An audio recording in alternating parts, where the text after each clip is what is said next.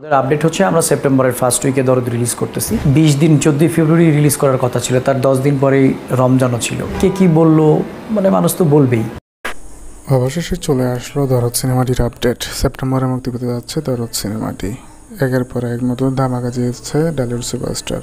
তুফান সিনেমাটির মাধ্যমে বর্তমানে বেশ ভালো একটি ফর্মে রয়েছে, কিন্তু এবার দরদ নিয়ে আসছে শাকিব খান। নতুন এই সিনেমাটির মাধ্যমে শাকিব খান এবার নতুন ইনিংস শুরু করছে।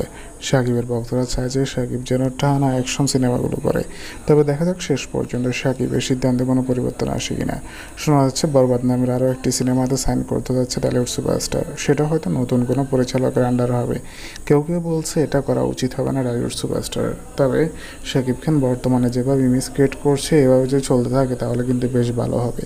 যদি আবার সেই রোমান্টিক কর্নার সিনেমার মাধ্যমে গিয়ে নিচে নেমে যায় তাহলে দর্শক হারাবে আবার। তো বন্ধুরা, ভিডিওটি আপনাদের মতামত জানিয়ে আমার ভিডিওর কমেন্ট বক্সে। ধন্যবাদ।